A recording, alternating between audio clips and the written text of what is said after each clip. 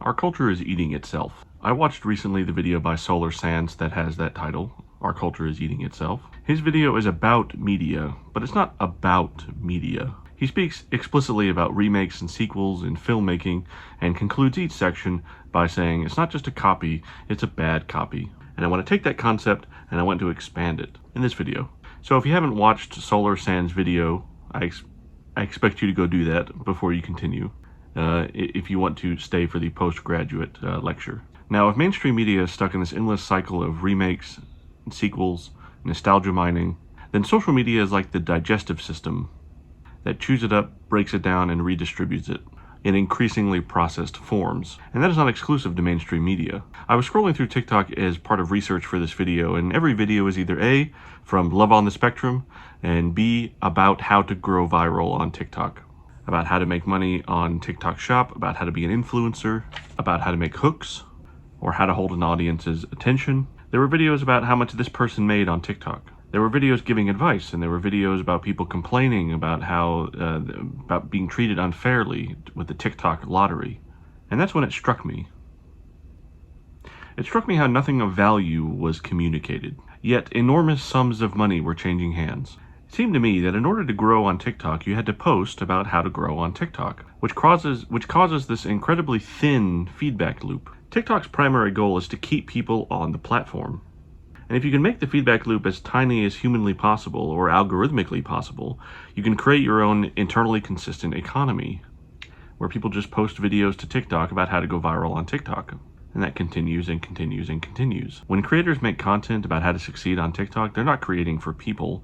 They're creating for an unknowable, all-powerful algorithm. Every video about how to hack growth trains other people how to act algorithmically, more predictably. The platform is optimizing the creator, just in the same way that the creator is trying to optimize their videos. Are we building personal brands or just human-shaped nodes in an all-powerful content supply chain? The videos about growing on TikTok are not just advice, they are the hack. The advice is the content. The content is the strategy. TikTok does not need you to be fulfilled. It needs you to be productive.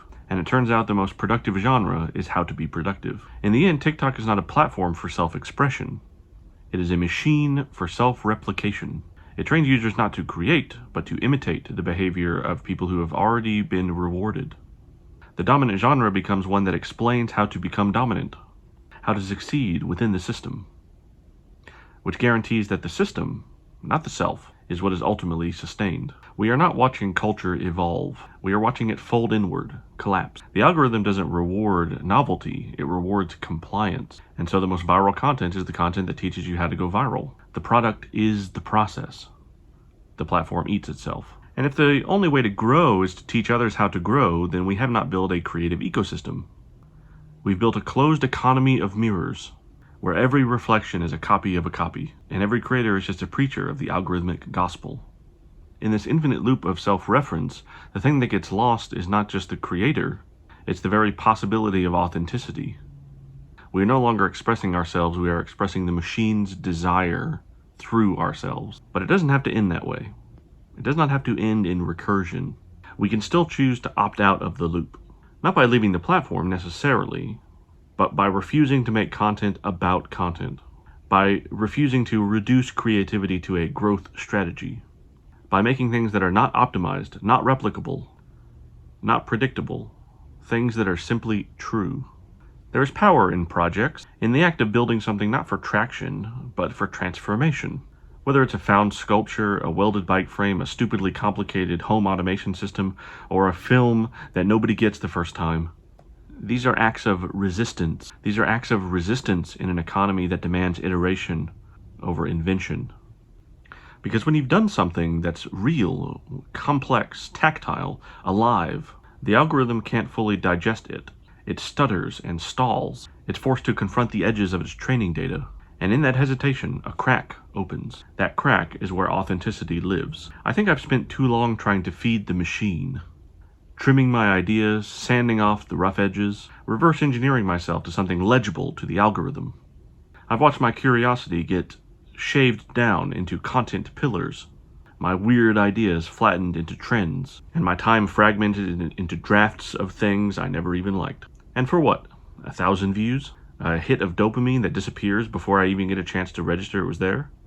I don't want to be a mouth repeating what worked last week.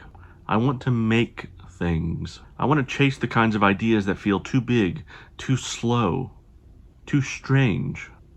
I want to take on projects that don't make sense to anybody but me. Not because they'll go viral, but because they're real. Because they're mine. Art isn't supposed to scale. Art isn't supposed to be regurgitated. Art is supposed to mean something. Ted Cutina, one of my favorite creators on YouTube, recently made a highly influential video to me called The Importance of Real Art. And in that video, he summarizes art by describing it as actual humans using beauty to convey truth. And that quote, that phrasing really worked on me, because that's what I want to convey in my art, in the projects I do, in the things I produce. I want to convey truth.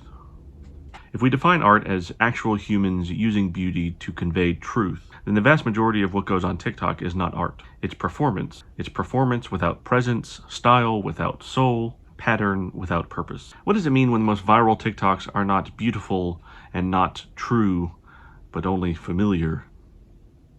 TikTok content is not rewarded for revealing anything deeper about ourselves or the world. It's rewarded for being recognizable. The gestures, the filters, the sped up audio, the font, the sounds, the text-to-speech voices. They don't evoke truth, they evoke pattern recognition. In a very severe way, they evoke nostalgia. Oh, I've seen this thing before.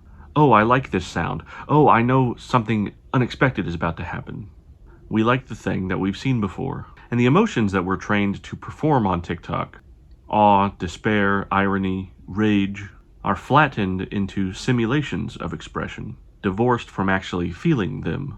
We're not expressing grief, we're performing grief. We're not in love, we're recreating the audiovisual syntax of what we believe love to be, of what is expected of love. It's not truth, it's imitation. What's worse, the platform selects this. What works, not what's real. The most successful creators become avatars of the platform, putrefying the font of human creation. Real beauty disrupts. Real art leaves you altered, not merely sated. Truth cannot go viral. Only content can. And the more that we confuse the two, the more we forget what it really means to be human. I hope you all have a good day.